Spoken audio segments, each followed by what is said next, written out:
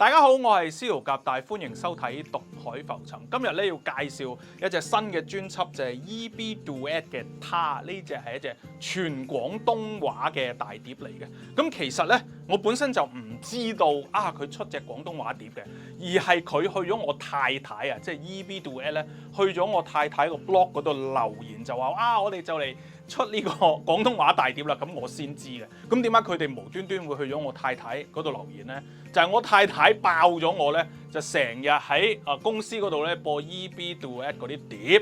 咁佢哋唔知點解睇到咧，就去咗我太太度留言，喂，記得留意啦，我哋出廣東話大碟啦。咁所以我呢幾日咧就去咗CD 鋪嗰度啦，就買咗一隻呢隻最新嘅廣東話大碟，叫做《他》。咁呢次咧其實唔係佢哋第一次唱廣東歌啊，因為佢哋之前嘅專輯咧我都齊嘅。咁其中有一隻我好中意嘅專輯叫做《半月》啦，裡面有一隻粵語歌、廣東話歌叫《過客》。咁當其時聽呢個專輯，突然間聽到隻廣東話歌咧，都覺得係幾驚喜嘅。今次咧呢隻全廣東話嘅大碟咧，亦都係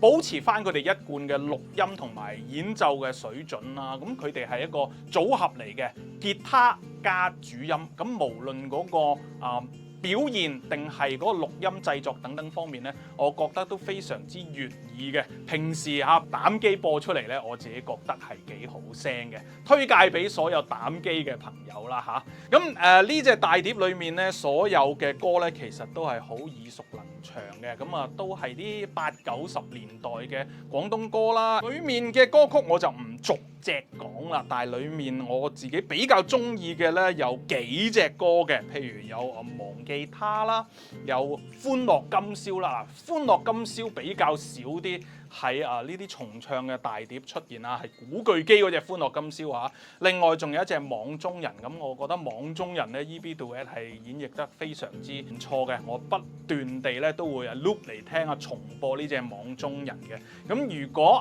未聽過 EB Duet 呢個組合嘅話咧，我會推介你揾翻我頭先提過嗰隻半月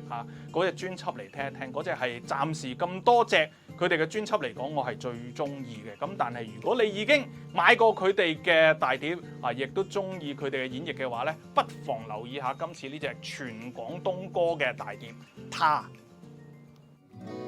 豪強心知我未消磨，